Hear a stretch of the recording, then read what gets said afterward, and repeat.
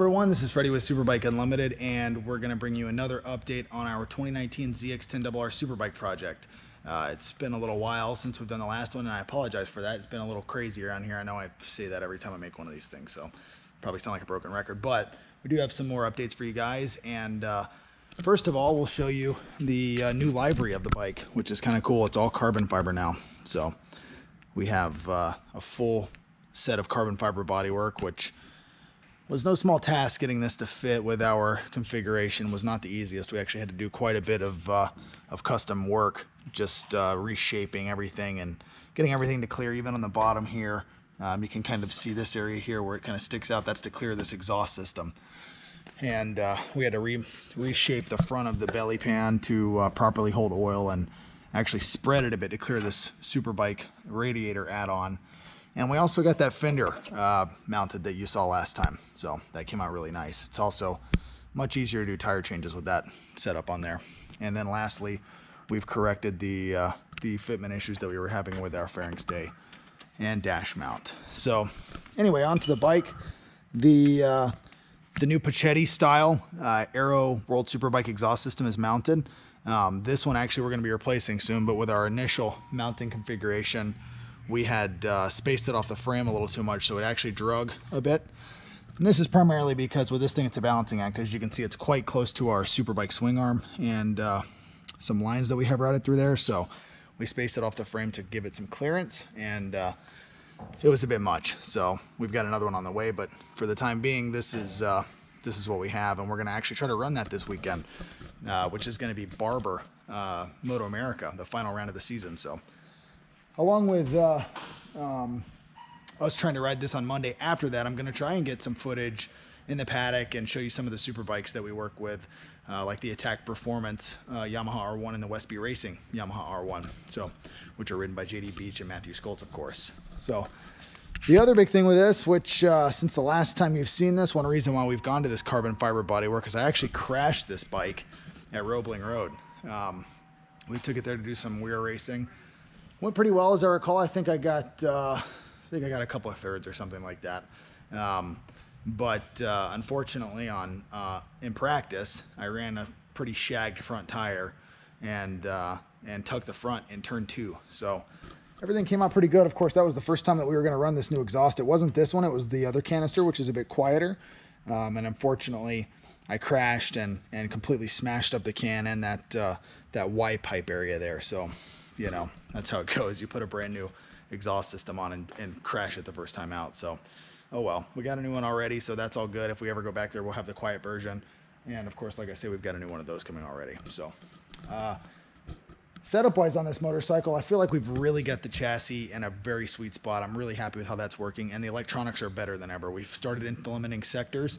So now we have, from track to track, every track that we've gone to so far, we've implemented a strategy that has a revised power output, engine braking, and traction control strategy from corner to corner or from sector to sector. There's some tracks where we don't need to change everything the whole way around the racetrack, and I mean, there's some tracks where we may only change things in 1 or 2 corners, and then there's others where we're making big changes from corner to corner.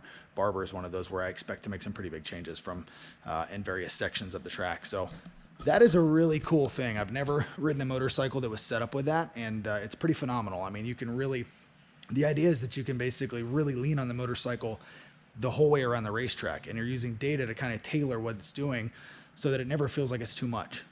It's really awesome. So we'll try to get some footage on this Monday after the MotoAmerica round, and hopefully we'll be able to see some of that in effect. And especially since we've had the previous laps that you've seen at Barber, it'll be a good comparison. You'll see how things are kind of working a bit differently. And another thing is Barber's got brand new pavement. You know, I was complaining in that last video about how when it rains, it's super slippery and there's weepers and stuff like that. That is probably going to be a thing of the past. I've heard that Barber now has incredible grip. It's silky smooth. Sounds like it's brand new pavement, so it's typically hard on tires at first, so that's going to be a bit of a thing, but it sounds like it's a huge step. So lastly, we're going to finally put this thing back on the scales and give you guys a number. I know you've been waiting to see what it weighs, and I'm curious myself. We've done some weights, but not in its current configuration. So we're going to break out the 1% scales again and look at the weights and compare how that was to when it was OEM. So that'll be up next. Okay, so we've got the bike on our intercom scales. And right now there's about 2 gallons of fuel in here, maybe 2.5, and we are coming in at 374 pounds. So I honestly don't remember what the weight was before, but I think that's about 60 pounds lighter than the pre-modified weight. So that's got 166 at the rear and 208 at the front. So, and there's a way to actually see the ratio on this. No. Okay, so we got that sorted out. So it's got a 44.3% bias to the rear. Okay, so I did go back and look, and the weight difference from the way we weighed the bike, basically standard to now, is about 60 pounds. So not too shabby. I'm pretty happy with that. And of course, like I say, that was with the bike with about 2.5 gallons of fuel. So that's a pretty reasonable weight that we would expect it to race at with what we're doing shorter races. Obviously, fully fueled up, the thing's going to hold, you know, like another 2.5 gallons or something like that. So be a little bit heavier, but 60 pounds is a considerable loss. So we actually just got back from Barber, and we had a great weekend there. It was awesome to see the Westby guys rally back after having a small mechanical issue on Saturday, and they were able to really rally on Sunday and achieve a very respectable third place finish after having to fight through the field, and it was cool. And then on Monday, we got to do some laps at the track, like I said. So that was pretty interesting because it's a brand new surface, and the tire wear was really different from anything I really ever see. As you can see, there's kind of like these patches here. Overall, I felt like this is an SC1 Pirelli. This tire actually lasted a lot longer than I expected. I did like 5 sessions on it at a pretty moderate pace. And the overall wear of the tire is not bad given that. And, you know, the race teams, to give you an idea of like the way the track is right now, they were using the tire that they raced on last year for the entire duration of the Superbike race. It was like a softer compound. They were using that tire to qualify, and after 1 lap, riders were reporting that the tire essentially was shot and had no more grip. So gives you an idea. I mean, literally, this is a tire that normally lasts an entire distance, and it was barely able to complete a lap in the conditions that the track was in, freshly repaved, and really hasn't properly cured in. There's no rubber laid down and that kind of thing. So with this SC1, we were really expecting it to last like 2 sessions at most. So it was pretty awesome to see that it lasted as long as it did. It was just kind of different to see this sort of patchy wear. So as regarding the new surface, I really like it. I think it's going to take some time to really come in. It was hard for me to get a really good feel out of the front of the bike with that new surface, only because I think it's so new. But overall, it's going to be a huge step. I mean, it was silky smooth. There's no seams. There's no bumps. All of the bumps that we've kind of learned to ride around at Barber, they're all gone. And the curbs are sort of flatter now because of the new leveling of the surface relative to the curb. So the areas where you would go up on a curb and it was very berm-like, now it's much closer to the height of the track, and you don't have to ride it that way. You can just kind of roll over it. Museum turn, you don't jump the curbing anymore, you just roll over it. So it's going to be awesome. It was really cool. It was just one of those things where I wasn't able to really push, and it was kind of alien feeling at first. It felt like a brand new racetrack. So, you know, all the stuff that we go off of, reference points and stuff like that, it's mostly all gone. So it's going to be nice when we go back. So the other thing about that track day is I got the opportunity to ride the Westby-R1. I got some video. I forgot to bring the camera down there this weekend. I was so busy helping out Corey Heflin with our Stock 1000 representative and some of the other guys there doing technical stuff. I just got wrapped up and forgot to bring this camera. So I did get some footage of me kind of like walking around the bike with my cell phone. It's horrible. So I'm not sure if I'm even going to include it in this video if you guys want to see that, because it looks like it's filmed during an earthquake.